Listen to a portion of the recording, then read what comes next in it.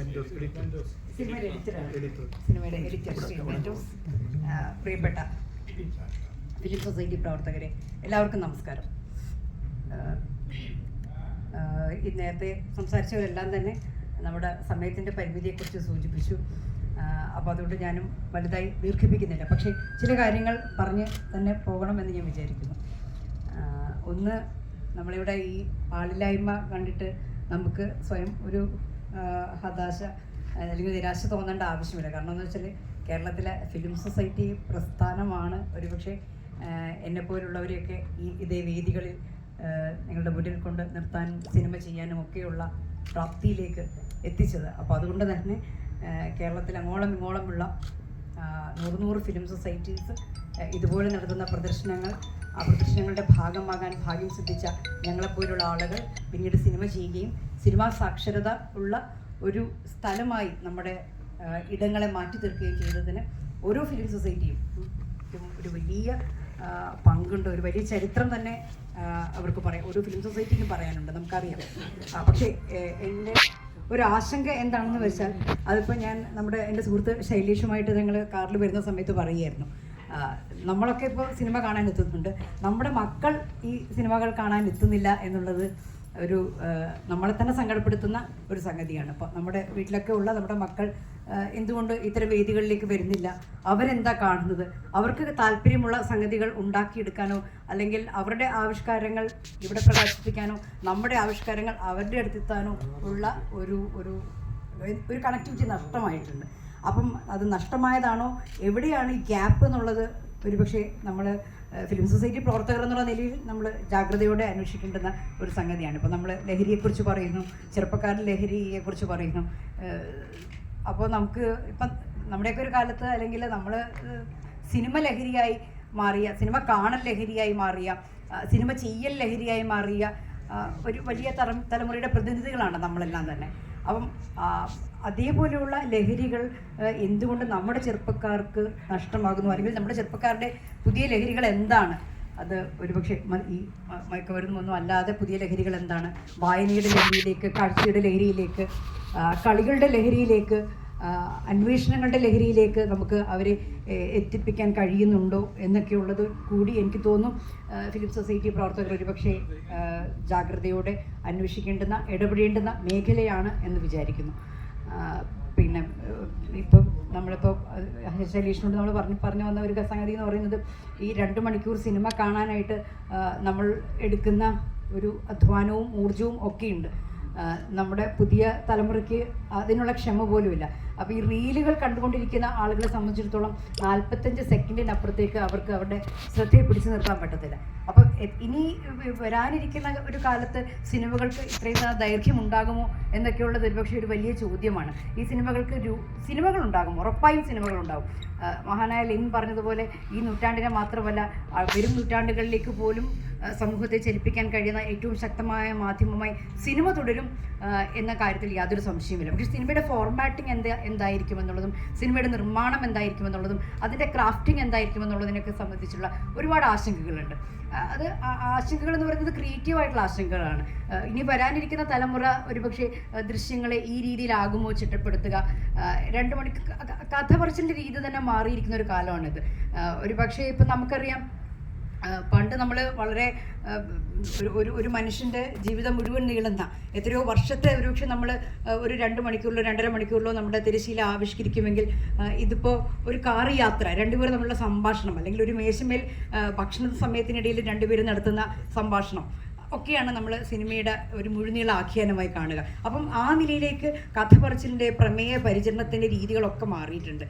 അപ്പം എങ്ങനെയാണ് പുതിയ തലമുറ ഇതിനകത്ത് ഇടപെടാൻ പോകുന്നത് എന്നുള്ളത് ഒരുപക്ഷെ കൗതുകത്തോടെ നമ്മളും കൂടി അതിനകത്ത് ഭാഗഭാക്കായിക്കൊണ്ട് നടത്തേണ്ടത് ഒരു അന്വേഷണമാണെന്ന് വിചാരിക്കുന്നു. ഫിലിം സൊസൈറ്റിക്ക് തന്നെയാണ് ഈ അന്വേഷണത്തിൻ്റെ ചുക്കാൻ പിടിക്കാൻ പറ്റുന്നത്. അപ്പോൾ അതുകൊണ്ട് തന്നെ ഒരുപക്ഷെ നമ്മളിപ്പോൾ ക്ലാസിക് എന്ന് വിളിക്കുന്ന, നമ്മൾ ക്ലാസിക്കായി ഇതുവരെ കണ്ടുകൊണ്ടിരുന്ന ചിത്രങ്ങളെ ആകില്ല പുതിയ തലമുറ ചേർത്ത് വെക്കുന്നത്.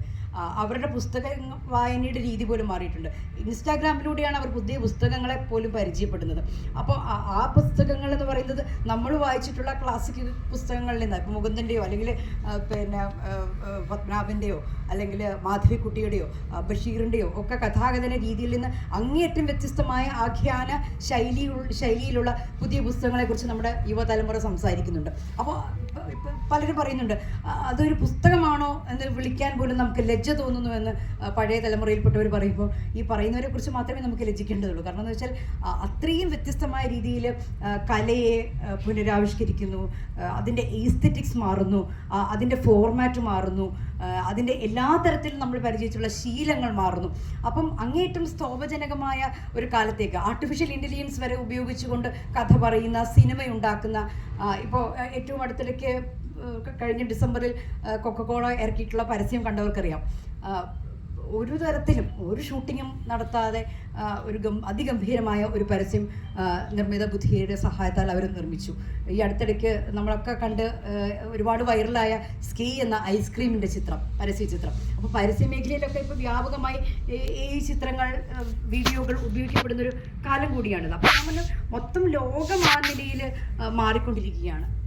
എവിടെയാണ് ഇനി നമ്മൾ ഈ മനുഷ്യൻ എന്ന് പറയുന്ന മനുഷ്യൻ്റെ മൗലികത, എൻ്റെ ചിത്രം എന്ന് എനിക്കിനി എത്ര നാൾ പറയാൻ പറ്റും എന്ന തരത്തിലേക്ക് ഒരുപക്ഷെ ക്രിയേറ്റീവ് എന്താ പറയുക, സർഗാത്മകമായ ആവിഷ്കാരങ്ങൾ നടത്തണമെന്ന് ആഗ്രഹിക്കുന്ന അല്ലെങ്കിൽ നടത്തിക്കൊണ്ടിരിക്കുന്ന ആളുകൾക്ക് മൗലികത എന്ന് പറയുന്നത് എന്താണ് എന്ന് നമ്മൾ ചോദിച്ചു തുടങ്ങേണ്ടത് ഒരു കാലം കൂടിയാണ് വരാൻ പോകുന്നത്. അപ്പം ഞാൻ വിചാരിക്കുന്നത് ഇത് എപ്പോഴും നമ്മുടെ ഫിലിം സൊസൈറ്റികളുടെ ഒരു പ്രത്യേകത എന്ന് പറയുന്നത് നമ്മൾ സിനിമ കാണുക മാത്രമല്ല, ഇത്തരത്തിലുള്ള ഒരുപാട് ആലോചനകളിലേക്കാണ് നമ്മുടെ ഈ കൂട്ടായ്മകളുമൊക്കെ കടന്നു പോയിക്കൊണ്ടിരുന്നത്. അപ്പോൾ ഇനിയുള്ള അല്ലെങ്കിൽ ഇത്തരത്തിലുള്ള ഈ കൂടിച്ചേരലും ഒക്കെ തന്നെ വരുന്ന ഒരു കാലത്തെ എങ്ങനെയാണ് നമ്മൾ അഭിസംബോധന ചെയ്യാൻ പോകുന്നത്. അത് സിനിമയിലൂടെ മാത്രമല്ല, എല്ലാത്തരം ആവിഷ്കാരങ്ങളിലും ഈ തരത്തിലുള്ള പ്രശ്നങ്ങളോ അല്ലെങ്കിൽ ആശയക്കുഴപ്പങ്ങളോ കടന്നുകൂടിയിട്ടുണ്ട്. അതിനെ നമ്മൾക്ക് അഭിസംബോധന ചെയ്യാനുള്ള കരുത്തും അതിനുള്ള അന്വേഷണ ത്വരയും അതിനുള്ള ടൂൾസും അത് ഏറ്റവും പ്രധാനമാണ്. അത് നമ്മുടെ കയ്യിലുണ്ടോ എന്ന് ഇതുകൂടി നമ്മൾ അന്വേഷിക്കുകയും അതിന് വേണ്ടുന്ന ഒരുപക്ഷെ ചിലപ്പോൾ സ്കില്ലിംഗ് ആയിരിക്കാം. ഇനി ചില അത്തരം സിനിമകൾ കാണുമെങ്കിൽ നമ്മൾ ചിലപ്പോൾ കഥകളി നമുക്കിപ്പം എല്ലാവർക്കും ഒരുപോലെ ഇരുന്ന് ആസ്വദിക്കാൻ പറ്റില്ല എന്ന് പറയുന്നത് പോലെ പുതിയ കാലത്തെ ഒരുപക്ഷെ ചിത്ര രീതി നമുക്ക് ഒരുപോലെ ആസ്വദിക്കാൻ പറ്റിയെന്ന് വരില്ല.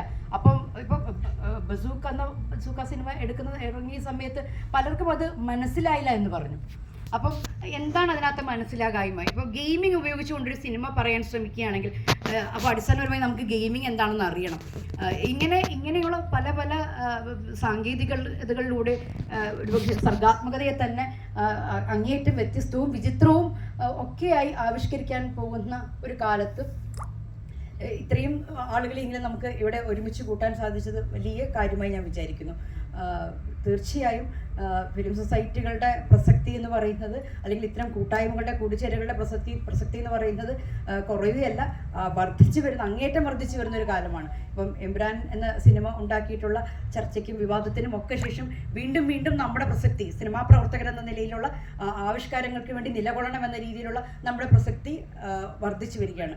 സിനിമാ സാക്ഷരതയുള്ള ഒരു സമൂഹം എന്ന നിലയിൽ നമ്മുടെ പ്രസക്തി വർദ്ധിച്ചു വരികയാണ്. ഇപ്പോൾ ലോകത്തിന് മുമ്പിൽ തന്നെ നമ്മൾ അത്തരമൊരു ചിത്രം പ്രസന്റ് ചെയ്യപ്പെട്ട് അത് ഉയർത്തുന്ന രാഷ്ട്രീയം ചർച്ച ചെയ്യപ്പെട്ടുകൊണ്ടിരിക്കുന്നത് അത് എന്ത് തരത്തിലാണ് ആ സിനിമയുടെ ക്രാഫ്റ്റ് എന്നതിനെ സംബന്ധിച്ചുള്ള ചർച്ചകളൊക്കെ മാറ്റി നിർത്തിക്കൊണ്ട് സിനിമ പറയാൻ ശ്രമിക്കുന്ന ഒരു രാഷ്ട്രീയത്തെ നമ്മൾ അഡ്രസ്സ് ചെയ്യുന്നു എന്ന നിലയ്ക്കൊക്കെ തന്നെ. അപ്പം അത്തരം സിനിമകൾ ഉണ്ടാവുകയും അല്ലെങ്കിൽ അത്തരത്തിലുള്ള രാഷ്ട്രീയ പ്രമേയങ്ങൾ വീണ്ടും ചർച്ച ചെയ്യപ്പെടുകയും അതിനുള്ള പരിസരം ഉണ്ടാവുകയും ഒക്കെ ചെയ്യേണ്ടത് അനിവാര്യമായിരിക്കെ നമ്മുടെ പ്രസക്തി കൂടുന്നു, ഫിലിം സൊസൈറ്റികളുടെ പ്രസക്തി കൂടുന്നു. കാരണം നമ്മളാണ് അതിൻ്റെ ഗ്രൗണ്ട് പ്ലെയേഴ്സ് എന്ന് വേണമെങ്കിൽ പറയാം.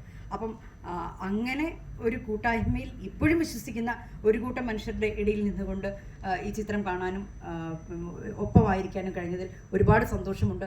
ഈ പരിപാടി ഉദ്ഘാടനം ചെയ്തതായി അറിയിക്കുന്നു. മനോജ് കുമാറിനും മനോജിൻ്റെ എല്ലാ ടീം അംഗങ്ങൾക്കും ആശംസകൾ നേരുന്നു. പ്രളയ ശേഷം ജലകന്യക എന്ന ചിത്രം തിയേറ്ററിൽ റിലീസാവട്ടെ, അതിഗംഭീരമായ സ്വീകരണം കേരള ജനത ആ സിനിമയ്ക്ക് നൽകട്ടെ എന്ന് ആശംസിക്കുന്നു. Thank you so much.